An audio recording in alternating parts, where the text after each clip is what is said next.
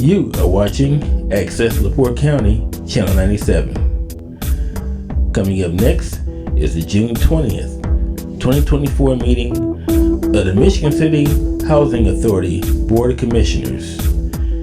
You can find more information for this meeting by visiting www.accesslaportecounty.org.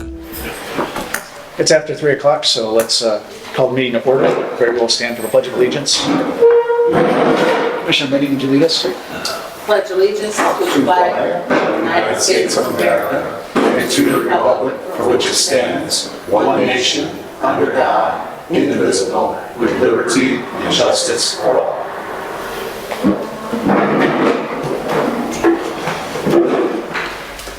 Good afternoon, everybody.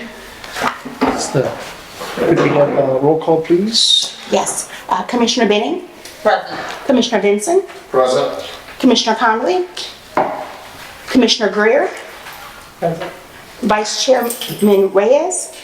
Reyna, I'm sorry. Your present. Present. Commissioner, Chairman Loney? Present.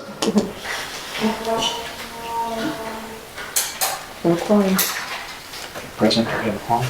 Yes, we have a quorum, sorry. Correct our last name. All right. Next up is the approval of minutes, but we don't have the minutes yet for last meeting. That is correct. Okay. So that brings us to the chairman. That's opening remarks. That's me. Again, welcome to our June meeting. It's the first day of summer, and it is warm just like it should be. Hopefully enjoy the extra sunshine today. I know the agency is still working on correcting stuff, and we'll hear more about that later. We did finally get a response regarding our HUD visit, and yeah, let's just get started on getting done what we need to. So, public comments. Do we have any members of the public? Any members of the public? No members of the public, so we'll go to the next one. I have some people in, but they, there's two, there are two. They needed something from the office. Oh, okay. Okay. No, apologies. Communication, do we have any communication for the board? Attorney Rags? No communications to the board came to the attorney. Okay. Brings us to reports. Housing choice voucher? Absolutely. So I'm going to be the superwoman and do them all. Okay. We've had Need some water? It's gonna- maybe let me know. I've had some change of staff. When I get to my report, I will introduce them. So for the Housing Choice Voucher Program, we have our report, and I don't know whether to laugh or cry. So when I brought along my new staff, we were going over the reports together, and there is a huge discrepancy on what you see on this report versus what you've seen previously. And so I have no choice but to explain that because it is a hefty change. So let's just start with the utilization. We're at approximately 66%. We have 249 of our vouchers leased, 245 are regular vouchers, and then the 4 are home ownership. We received a monthly HAB of $160,000, 611. We spent about $191, so that looks bad. However, what it is that we received that money for the month of May, and what you see in May is us paying back landlords that we owed money to from previous months. So that's what that disparity is. So it's not as though we actually, the money for May has increased that much. It's just that we were paying back. I had one owner that I think I had to pay back about $20,000 due to not being paid in a proper time period. And so then the waiting list, so here you're going to see our first. So I believe previously we had recorded that there was about over 2,000 people on the waiting list. We went into the system. I double checked it, triple checked it, the new staff checked it, and there were actually, the previous reports were not correct. They were not correct. When you go into our waiting list, there is a way for you to check the waiting list report. It shows active families, and then there's other different, like maybe housed, withdrawn, and some other labels. And it appears that previously there was more checked than active. And so on the voucher waiting list, there are 415 families that are in our system. So that I don't have to eat my words later, we have found a box of applications, waiting list applications that are not in the system, and so therefore I have to have someone designated to manually input that. So when that happens, I will, that number is going to increase, and then we can explain it at that time, but it will increase. Typically, your waiting list goes down until you open applications. And so, again, we have confirmed that there's 415 active families on the waiting list and not the 2,000 that was previously reported.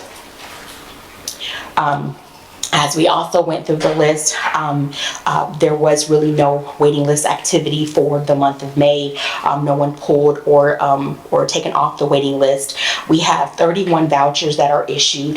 That number also, I think, has changed, not as drastically, but drastic from previous reports. 31, and it's not that 31 vouchers were issued in the month of May. That is what we have, I'm sorry, that is what is continuous. So that's how many people we have out there looking for units. So they were issued in previous months, but they're still looking for units. There were 2 vouchers issued from families porting in from different housing authorities. So that's what that is. And then we have 25, I confirmed in PIC, there are 25 late recertifications, and we have about 214 late inspections. We have communicated with our inspector. He was a little concerned because we had not been contacting him about inspections. So we have spoken with him and communicated, and he's ready to inspect, and so we're ready to take that on. But we do have quite a bit of inspections to play catch up with. Can I ask a question on that? Yes. Before we move on? Absolutely. Absolutely. Stay on topic.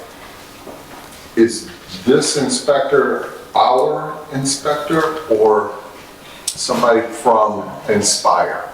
No, so we haven't started Inspire. So this is our HQS inspector that the Housing Authority has been using for quite some time. Now, is this inspector familiar with Inspire? It's my understanding he is. Okay. And to add to that, the good news on Inspire for vouchers, that deadline's been pushed back to next year. So Correct. we won't, while it's still an issue, it's not to get this fixed. Now it shouldn't be. Correct. Any other questions? So Inspire will not, just for the record, will not take place this year at all? Inspire for vouchers. For vouchers. Yes, it's been delayed. All right, so that's housing choice vouchers. On to property management. So property management, we have a little bit of the same issue when it comes to our active applicants. Previously, the report stated that there were over 2,000 public housing applicants. We have searched and we do not find. So we have 29 families that are on the public housing waiting list. And so in some upcoming months, we will have to open our waiting list. Probably we will start with Boulevard Gardens and open it for the units here first. But that was something that we will need to be doing probably before the end of the year, most definitely. So the 29 public housing applicants that are on the waiting list, could some of that 29 be part of the 415? No, the 415 is strictly HCD. Okay, so they're not like double. Now, the families could be on both waiting lists, but they're still separate in the fact that, they're able to be on more than one waiting list at one time. The home ownership numbers were correct with 161. Business activity numbers were correct with 318. Then we have our developments. We haven't had much change in lease-up numbers. I will say that our interim property manager has gone out. I was very proud of the relationship that her and the maintenance supervisor are already working together. They've gone out to all of the vacant units to assess, to make sure that we have correct numbers and addresses for which units were vacant. And so I will tell you that the vacant unit numbers on this report are correct. If we made a mistake, it's human error, but not a vast error. They actually, like I said, went out and discussed which units. And out of the 19 units at Boulevard Garden, There are 8 that are actually ready for lease up. So our property manager will be working to get those leased up. As far as the vacant units? Yeah, for the vacant units, there are 19 vacants, but we have 8 out of the 19 that are actually ready for us to hand over keys to a tenant. Okay, perfect. And when you say ready, meaning they've been inspected already, or you wait until the applicant has been approved for that? So there's not an actual inspection in this portion for public housing. What happens is the property, after the maintenance completes the unit, the maintenance and the property manager go out and view the unit. It's not an actual like inspection or format like it is in the voucher program. So they go out and they double check to make sure that they're agreeing that the unit is ready to lease. Just another comment on that. Sticking with Inspire, are they keeping that in mind? Because even though it was delayed on the voucher, we're still having Inspire inspections on the public housing. Are we? Correct, but that won't be us doing those for ourselves. That'll be the HUD will still inspect on their behalf. When we say our property manager maintenance team will inspect, they're keeping the Inspire requirements in mind on their inspection. They're not looking just for, is it ready to move in, but are they looking at, is this Inspire ready? Oh, absolutely, because they should be looking for more than Inspire. So Inspire may look and see or may approve that there's a hole in the wall. So when we get ready to lease the unit, there shouldn't be any holes in the wall. So when they go out to lease the unit with Inspire, you may actually have cabinet doors that are missing that can actually pass Inspire. But when they're going out looking in the unit, they're looking to make sure that it's above Inspire, if I could say it so correctly. They're because I'm not necessarily a fan of Inspire. I'm not.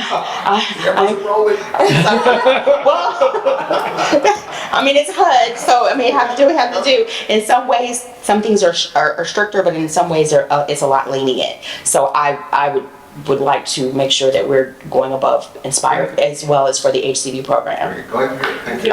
Is there a checklist that the property management will take with them as far as when they do their inspection, or when they get ready to say this unit is ready? Yes, and that will be the maintenance. That will be the maintenance %. So then once that, will you get a copy of that, of which was inspected? Do I personally get a copy, or It's a copy, where does that copy go? in the file, in the tenant file? And then what's the time frame that, are we still looking at? I think it was October. Yes, Is it for still public housing. October?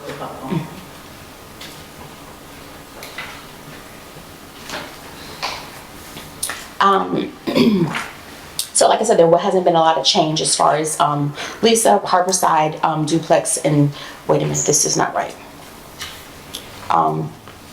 Scattered sites, if there's 2 vacancies, it can't be 100%. So that part needs to change. My apologies for there.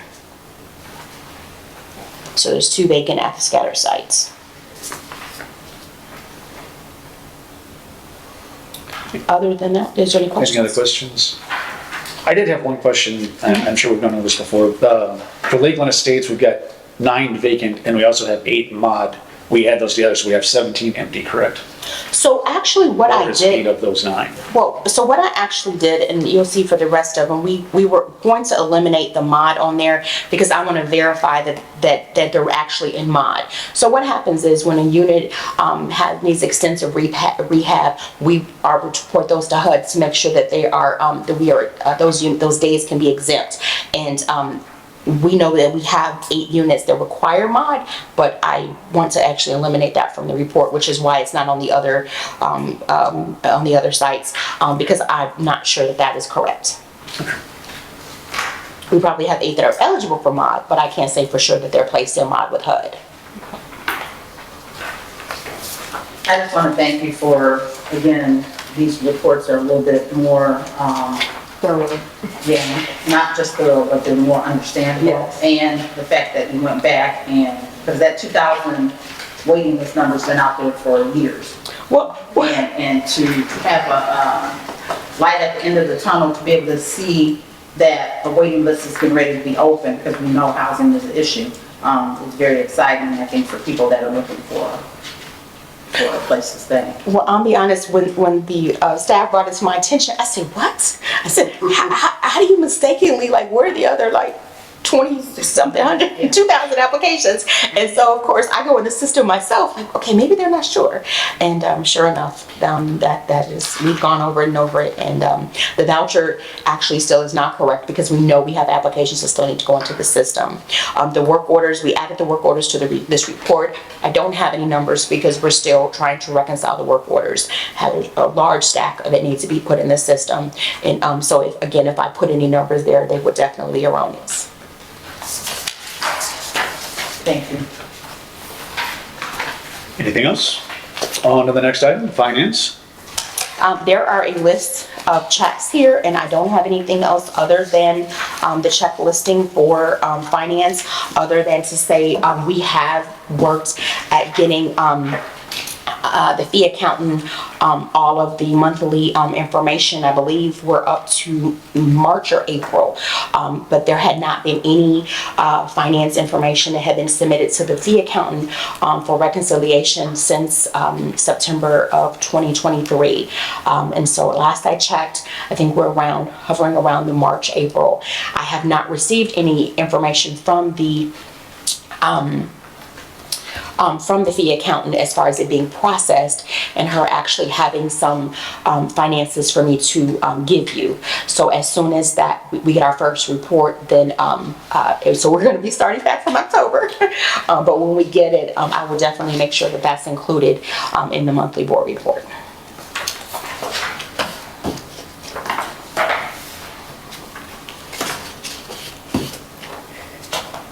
Any questions? Regarding our finance, like you said that we haven't had the information submitted to our accountants, but we have an audit that we're supposed to get done soon. Do we have an auditor hired? So we have the auditor that we had previously. I've been in touch with him. We've shared information back and forth. I've given him the preliminary information he requested, tenant information, but I don't have a date as to when he will be here. So I'm kind of pushing, a little nervous. But I have supplied that information, and when I spoke with Bruce at HUD, he said just go with whoever you had last year, which is I think Velma Butler consultants or auditors, and so I've been in contact with him, but I still need a date. I'm getting a little nervous, honestly. And we had an extension on when the audit was due? Yes. It's the end of the month? Oh, yes, absolutely, absolutely. No, as far as just a regular audit, I'm sorry. Okay. And our budget will need to have by the end of August. This fiscal year starts in September, correct? That is correct. Okay.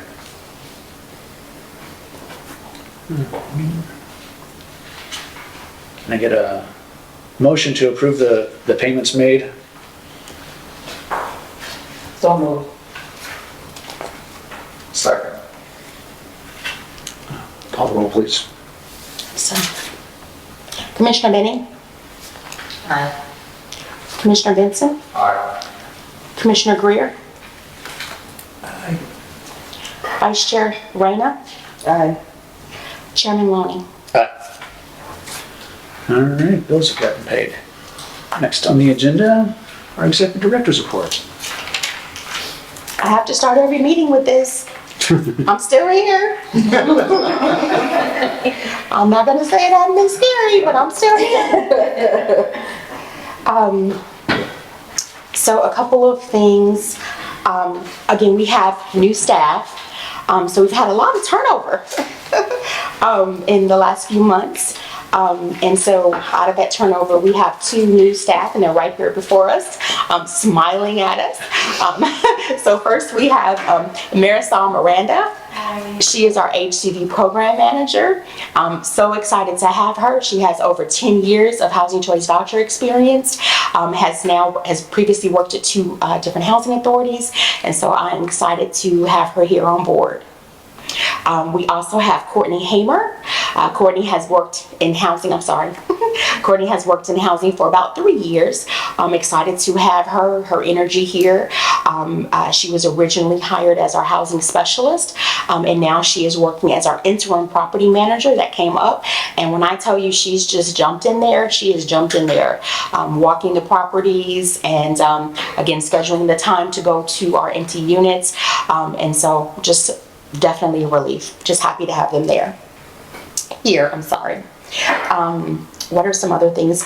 We had a tenant meeting. We had 2 tenant meetings, and we had one at Lakeland, and we had 2 at this building. I think the one at Lakeland, we probably had about 6 or so families there. So we're really excited.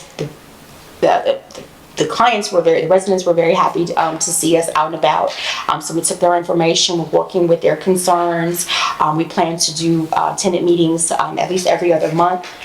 Same thing for this building because of the number of families in this development. We had 2 meetings. I think in the first one we had about 6 or 7, and I think there was about 3 or 4 for the afternoon meeting. So we are excited to get out and meet the tenants. I haven't been doing a lot of that. I've been buried in paperwork, so that's been pretty good.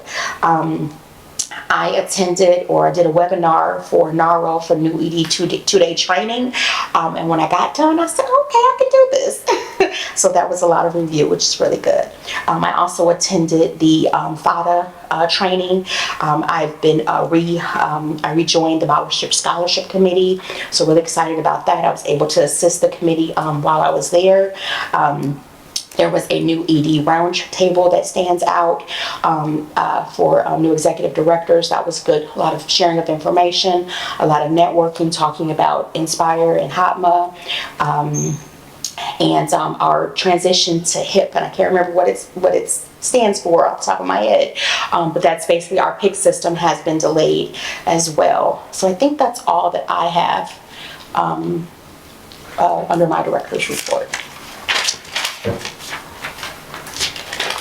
Any questions or concerns?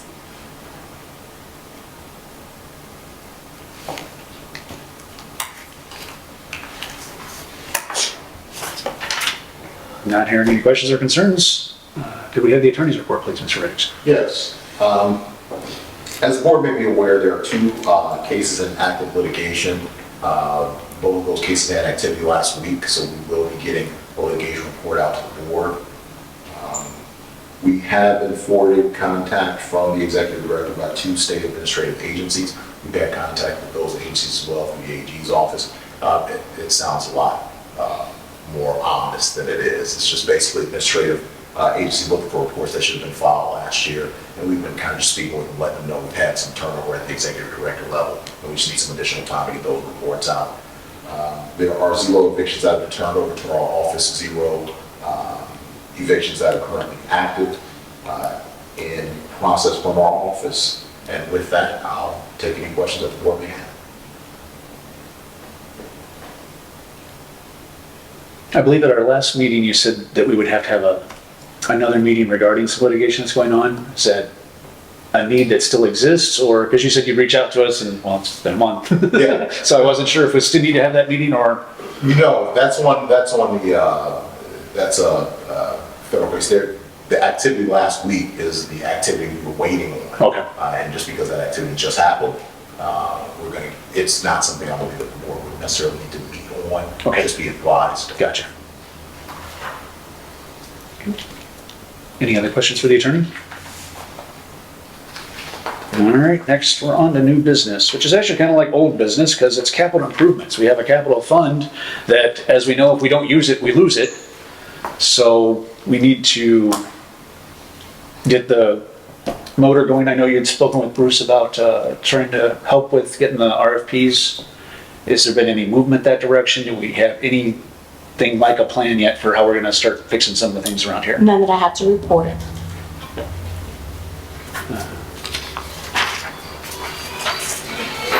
Question on the capital funds. The last meeting, it was reported we applied for a waiver on the 2022 and the 2023. Was that okay? We got a waiver? I haven't received that information yet. Also, I know we were working on updating some locks and cameras. Have we done anything more with, along those lines? We got the grant. Do we need to, has the paperwork been filed? How are we moving on that? So actually, the company had two IT companies to come out. They did some just looking around the unit, around the development, checking to see where IT is, just some preliminary work, but nothing outside of that. Okay, so we still don't have a schedule for that either. No.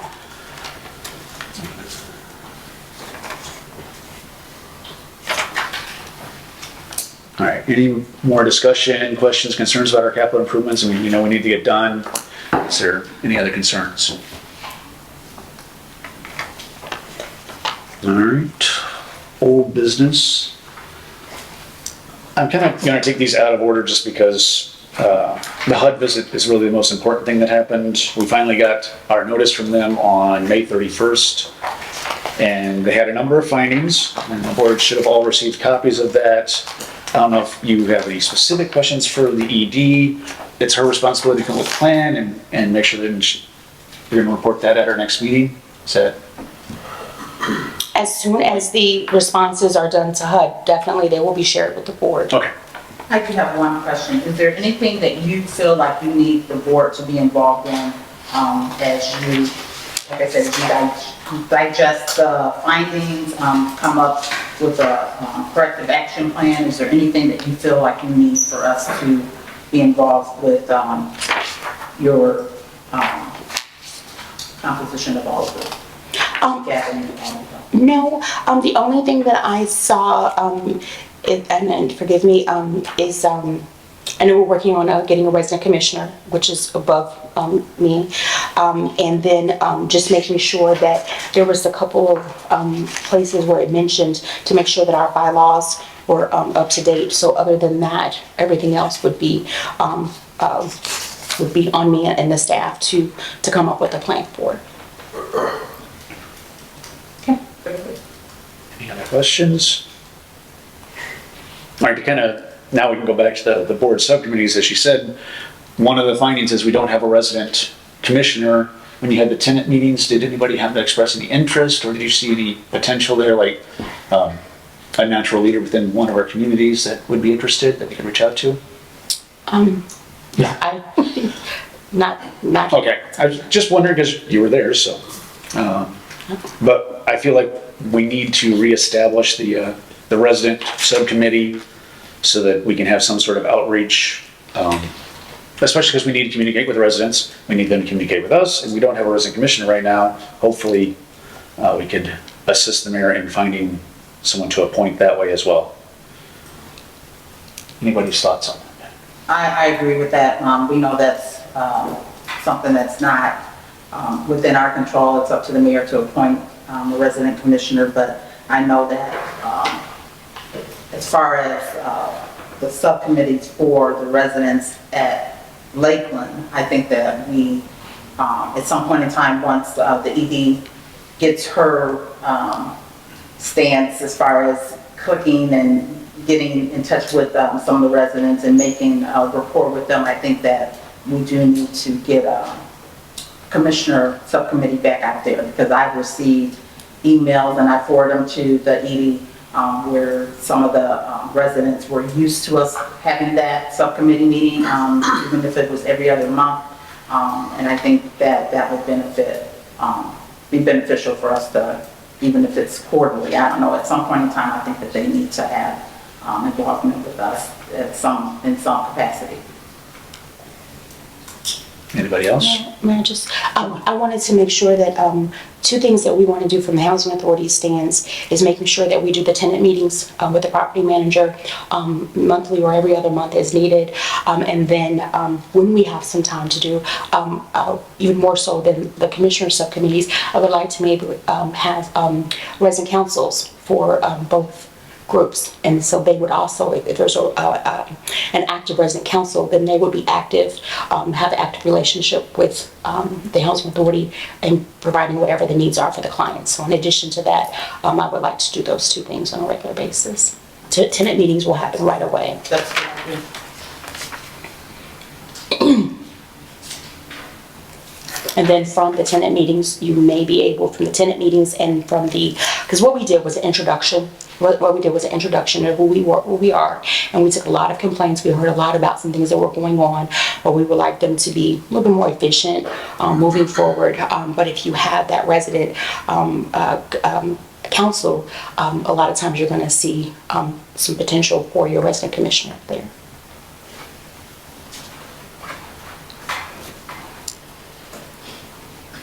As part of like a resident subcommittee or just agency outreach, it's summertime, what if we were to hold an event either here or at Lakeland or one at either location, at both locations to get people out? It might mean having to come in on a Saturday or something, but what are your thoughts on that?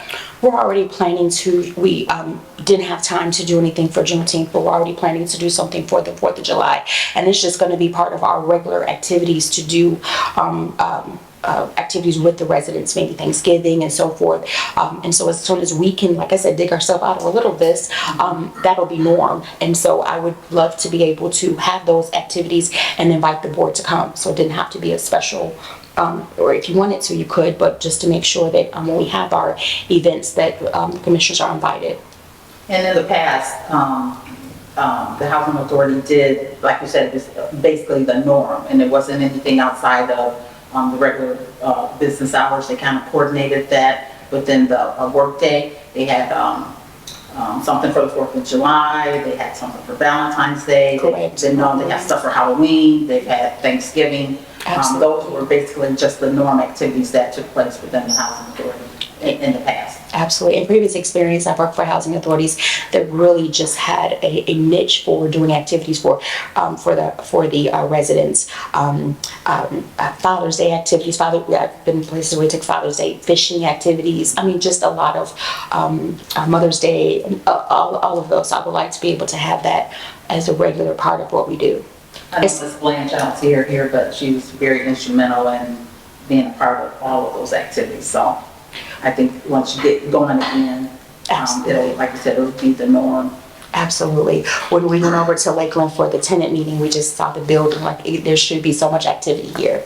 And so we'll be working to get that done as well. First of all, just presence being there. Right. Mm-hmm. If we want a resident subcommittee, do we have to vote on that, or can? No, resident subcommittee is just created By the bylaws? Yes, in Okay, the so we just need to appoint people? Do we have nominations, volunteers on who would like to be a part of the resident subcommittee? Well, I was on it in the past, so I can continue to be part of that. Myself as well. Okay.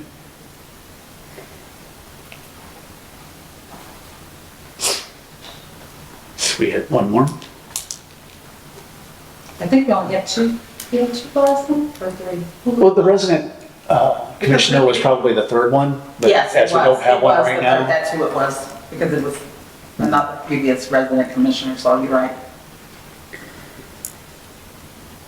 All right, well, But I think, like the ED said, the property manager was also a part of that. When we had those subcommittee meetings, Okay. the property manager was also part of that.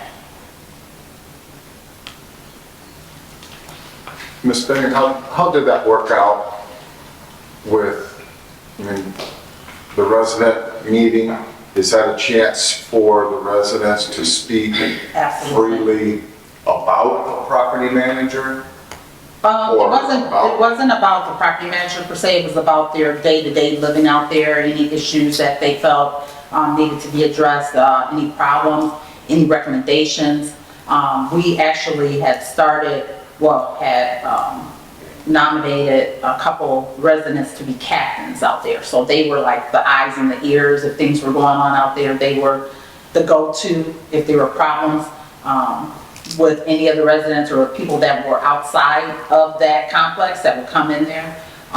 They were the go-to, and then they would bring it to the ED or the property manager. Or not an issue with anybody being bashful or No, not at all. intimidated or Not at afraid all. to speak? No, they actually never bit their tongues. A big no. Not for what I've seen. Yeah. Not for what I've seen. Yeah, so of having that, because they had never had that outlet, so it was very welcome out there. And then, like I said, I'm from the community. I know Phaedra's from the community, so a lot of people probably are familiar with us or our names, so that they're a little bit more open to, you know, just express things. I mean, even regardless of that, they were just open because that was an avenue that they had that outlet to be able to talk about some things that hadn't been taking place out there, so. Very good. All right. I'm not going to be a member of the subcommittee because I'm the chair, but I'd like to let me know what's going on. You know, I would like to attend any events that we're doing with the residents. The other subcommittee, I don't know if this one exists in our bylaws, about policy review. We're talking about we need to make sure our bylaws are up to date and current, and they cover as much as you can. Obviously, you can't plan for everything in bylaws. And just the other things that, as the executive director brings it, we have to vote to approve any of the policies, so we add them to our thing, and whether it's the admin, the ACOP, I said our thing, the different applicable policies and procedures where they need to be added in to make sure that's done in a timely manner. I feel like we should have a subcommittee for that as well. Thoughts? One more time, subcommittee for, Well, for the policies and procedures that are either non-existent or just out of date that the board's going to have to approve anyhow. to assist in updating. Right. Not, again, the ED does the bulk of the work, but at the same time, she doesn't do anything with our bylaws, and we still have to approve everything, so just to make sure that things are being done as they need to be done with the proper oversight, things like that. I think that any policies that the ED is responsible for, I think we need to give her an opportunity to compose those policies and then bring them to us so that we can. Absolutely, that's what I'm talking Oh, I about, thought you doing were that. saying- Yeah, well, we need to give her a chance to do them. Yeah, the subcommittee's not meeting tomorrow. What subcommittee? Oh, you mean for policy? Yeah, Oh, okay. because the subcommittee is going to, so we don't all have to get together for every question, every policy, so that she can bring us, these are the 5 policies we need to approve this month.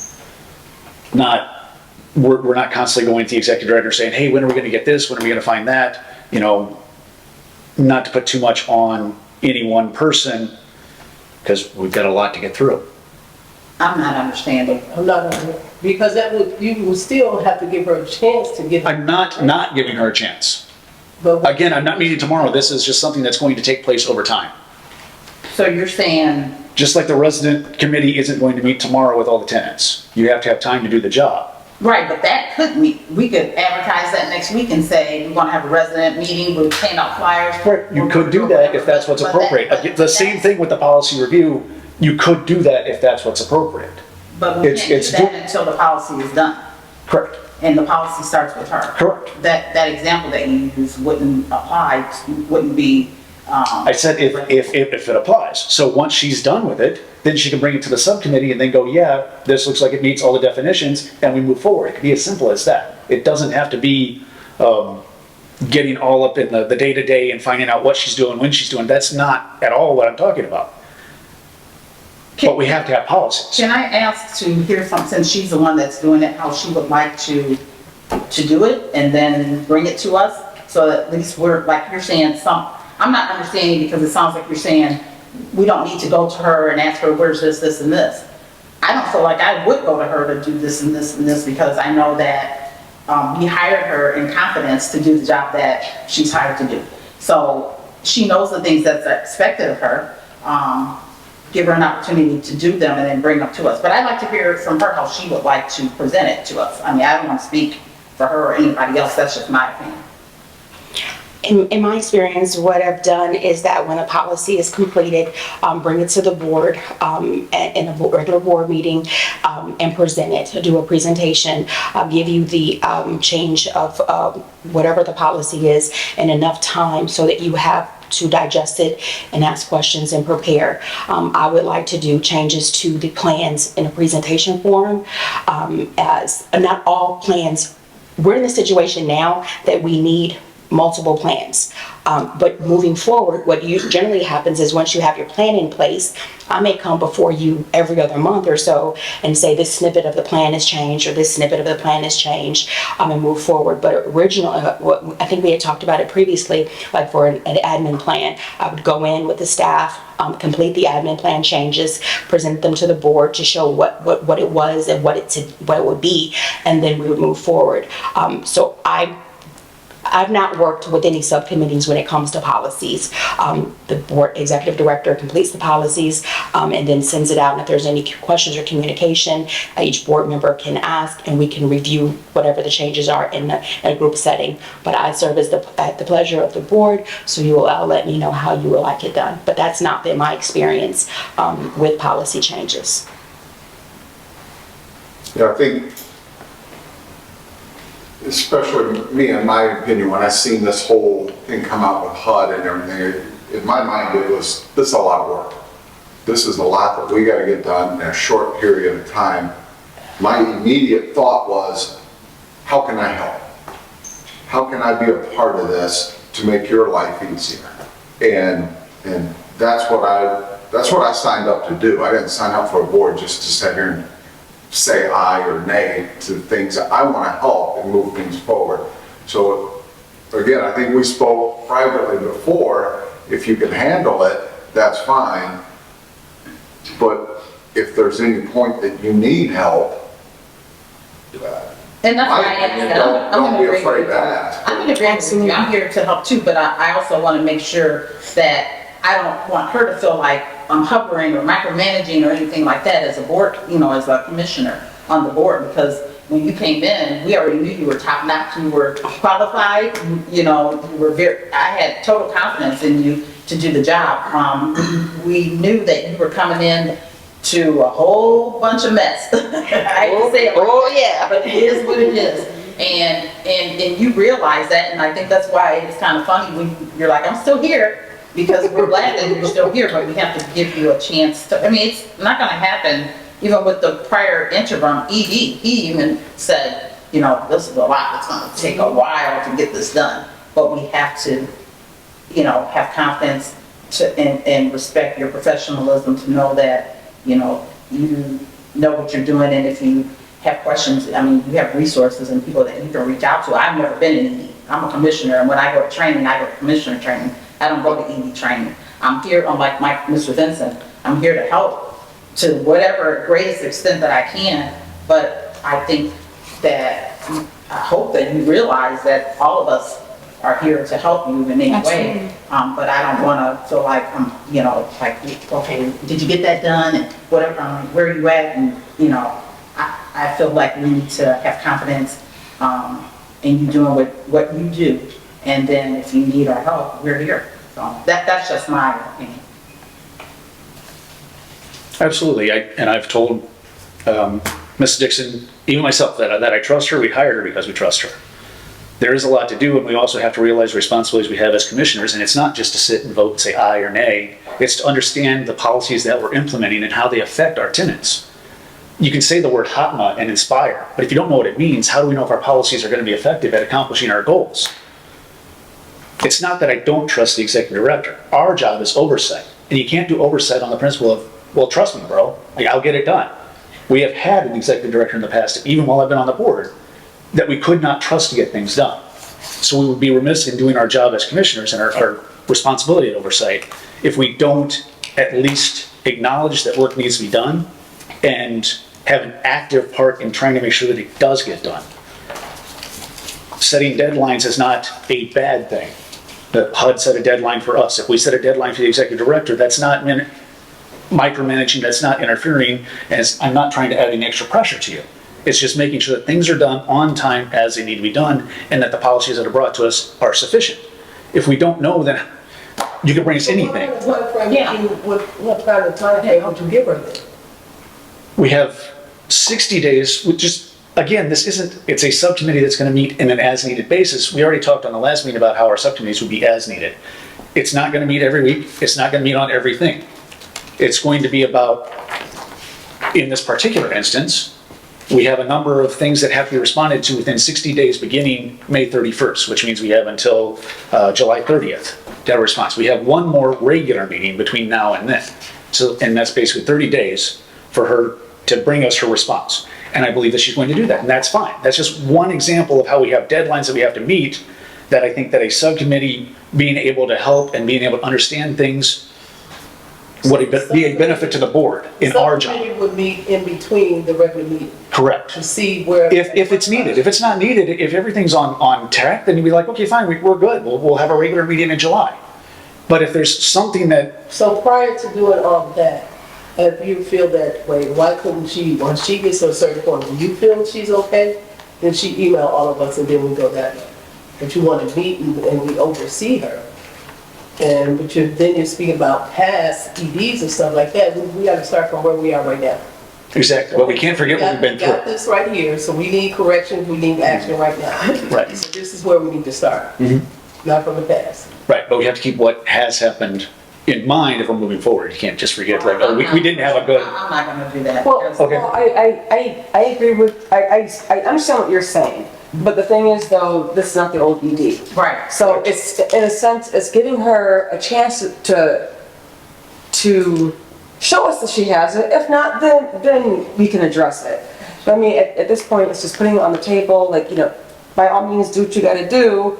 You know, if you need help or need guidance or whatever, then that's when we get involved. But I mean, up to this point, I mean, our board, I think our hands should be off of it, let her handle it. And until she shows us otherwise. You have my trust until you show me that I can't trust you anymore. But so far, she's done an excellent job. Thank you. okay? I'm just one vote. I mean, if we wanna vote on it, we can vote on it. I mean, if that's the way, but no one person is making a decision on that. We all have one vote, so. May I ask a question, actually of Attorney Rags? Just wanted to clarify, make sure I'm not off basis.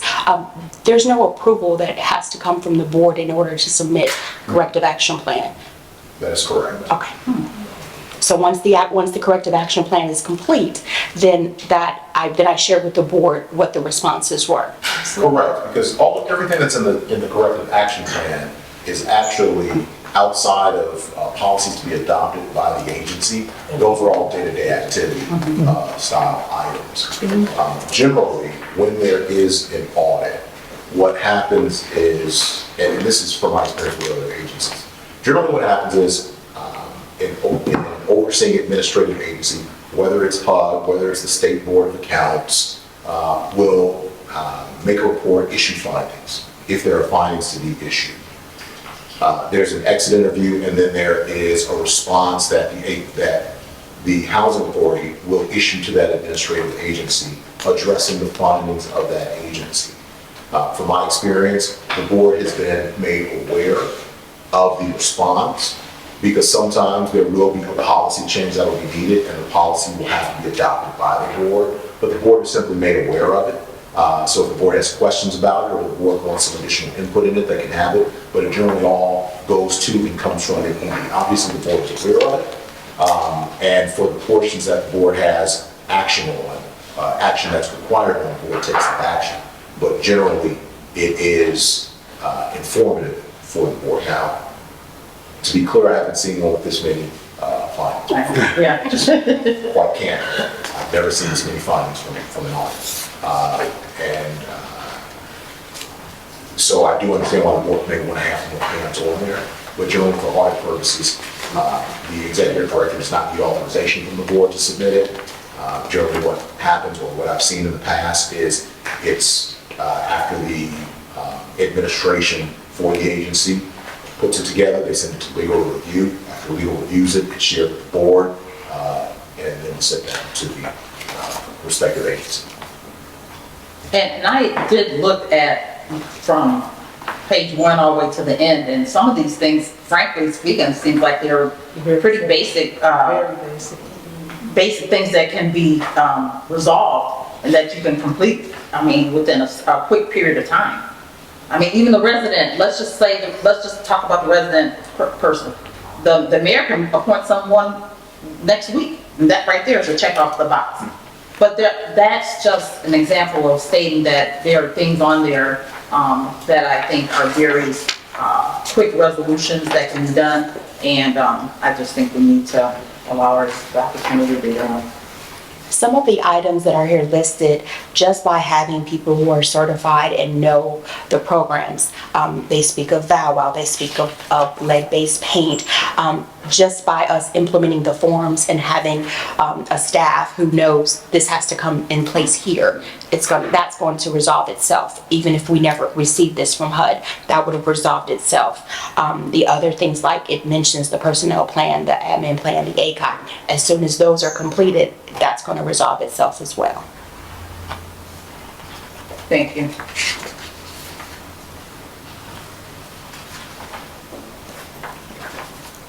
All right. Mr. Chair, Yes. we do need a bylaw committee though, correct? Well, like, that would Ms. Dixon? fall into that same Not policy writing review. bylaw. Yeah. No, I'm not. Okay, so that's one subcommittee that we do need policies, if you want to consider that as a Right. policy. I volunteer for that. Do you recall the last? I was saying, just to be clear, the bylaws that I believe were adopted less than. I was just gonna say that. They were, but it's in our findings that we need to update them, that it's missing stuff that HUD has said should be in there, is not in there.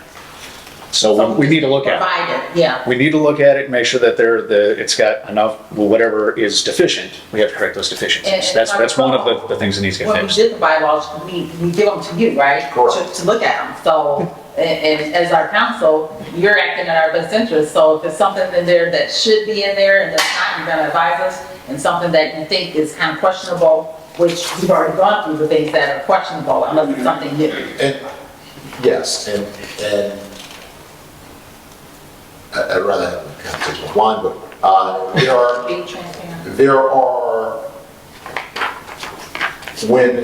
when you get a finding from an administrative agency, you can push back on that finding if you find it appropriate to push back. And then the agency will rescind that finding. There are reasons for things. They're just simply saying, hey, we don't understand why you don't do this.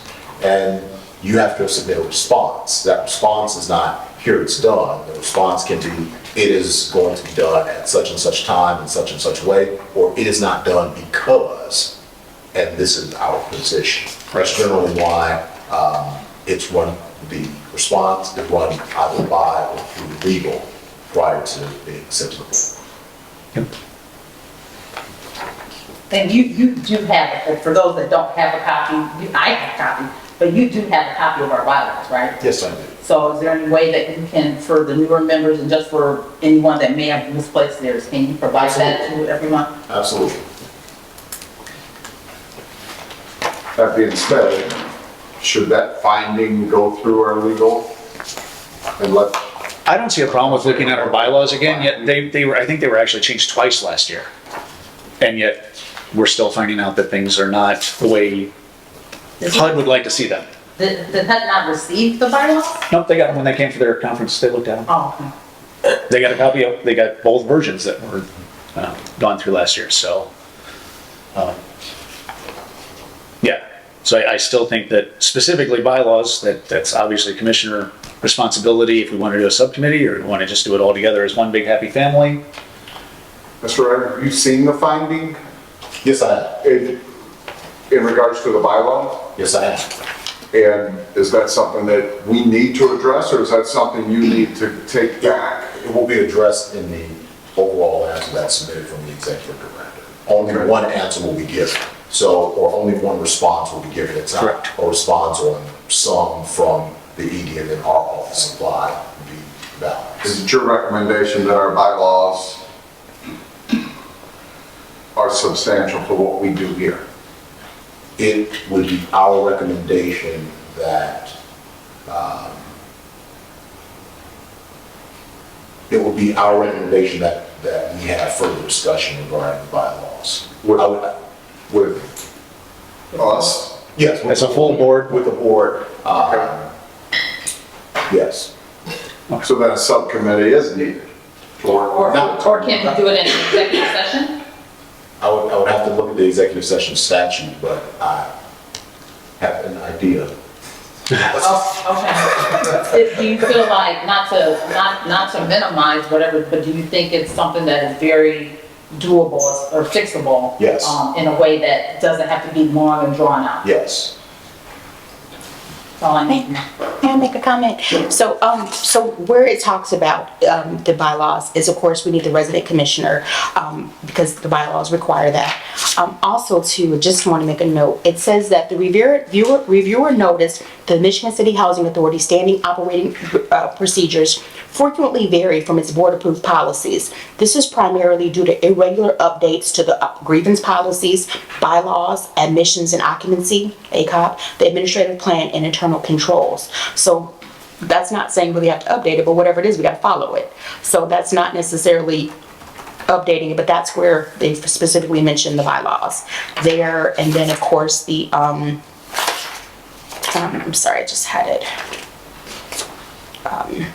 Yeah, that's the place that I've noticed is with the resident commissioner and then that comment there. So I don't know if that helps or alleviate what needs to be done. Whatever the policy is, we have to make sure that they all match. Those two things that you just read. Yes, that is that, the reviewer is unable to determine if the housing authority has a wait, that's not the same one, I'm sorry. Reviewer noticed that the Michigan City Housing Authority standard operating procedures frequently vary with its board-approved policies. This is primarily due to irregular updates of the grievance policy, bylaws, admissions and occupancies, the administrative plan, internal controls, and other HUD requirements. So I don't know if that means, I wasn't here, I don't know if that means it's changing so much so we can't keep up with it, but I just wanted to note that that's not necessarily saying that the bylaws need to be updated, but it's in reference to the bylaws. And that was those are only places that I see specifically referring to the bylaws. I don't know if that helps, but I just thought I'd mention that. Well, what helps me is my question to our council, and he understood it, and that's what we paid him the big bucks for. The little butts.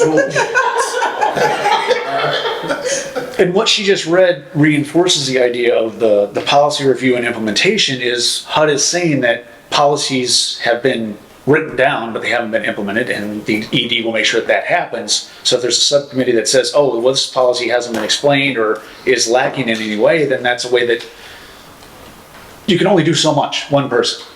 And to try to expect one person to do everything just because we trust them, just because they're great at it, seems odd to me. Doesn't that also mean that she has a staff, right? You do have a staff, right? I do have a staff, but also, I'm sorry, I don't mean to cut you off, but more importantly with the staff, I mean, I've been doing ACOPs and administrative policies, and no disrespect, but I'm not sure how much you'd be able to help me with those specifically in creating an admin or an ACOP. And if you look at a lot of these findings, they can be done right in-house, and a lot of them are so simple as far as getting proper documentation in the proper place. Yep. So I don't see why we need to monitor her. Well, that's our job, is to monitor. I mean, that's just that plain, like, I'm not saying that we need to look over somebody's shoulder every day. Our job is to monitor her with oversight. That's just semantics. Oversight, monitor, it's the same thing. Yeah, well, micromanaging is another one. That is something completely different from oversight. Well, Making sure that somebody's doing their job is exactly what we're supposed to do. What'd you say? It sounds like micromanaging to me. It's just what it sounds like. I mean, at least give her a chance. I am, at no point have I said that I'm not giving her a chance. Didn't vote on it. So that's, at no point have I not given her a chance. It's, I was very vocal in supporting her and hiring her. I am giving her a chance. I'm only talking about our duties as a board.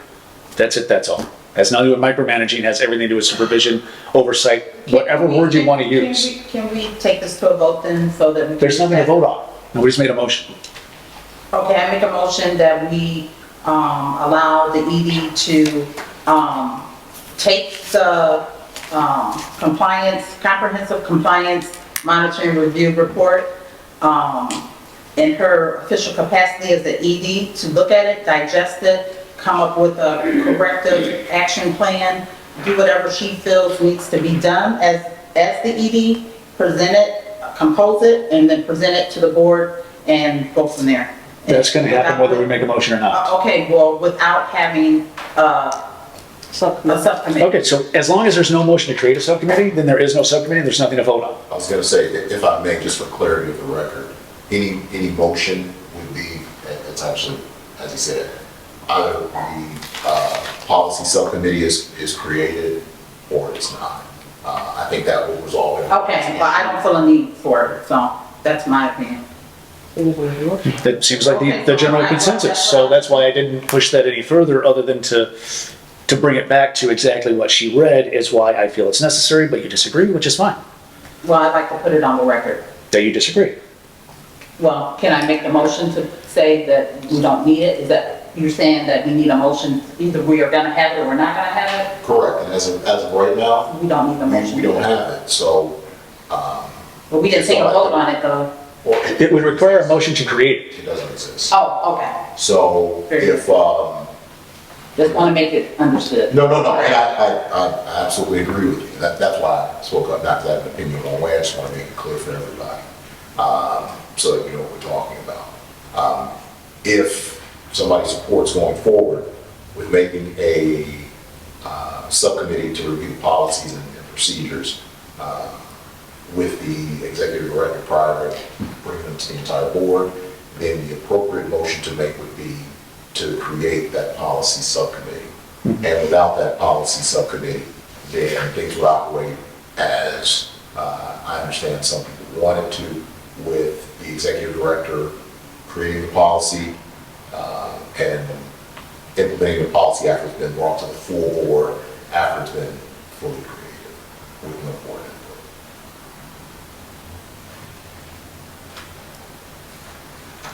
All right. The only thing I have left on the agenda is the training. The executive director already touched on her experience with the FADA conference that she went to. I want to go back to the commissioners lead the way. Has anybody gone on to hudexchange.info, created an account, started the lead the way training in any way, shape, or form? Can we have a link sent out, or where do we go for that? hudexchange.info, but yeah, I can send you an email so that, because yeah, there's good information there. I actually brought a couple of examples with me. One of them is just foundation, roles and responsibilities for the Board of Commissioners. It's 2 pages of what we are and aren't supposed to do. And another one talks about asset-based management, which is how we do AMPS and how funding is done. And it's good that we understand, again, going back to the policies, it's good that we understand the policies we implement and how those affect our tenants. So the training is, you won't get done in 5 minutes. There's a lot of information on there, and there's even more. That's just the beginning of information you can get from hudexchange.info. And I really encourage everyone on this board, and I'm going to keep asking every meeting if you've gone on there and if you've done any sort of training on your own, because I think it's important as board members that we do as much internal, personal development as we can. Do we have any remarks from the commissioners?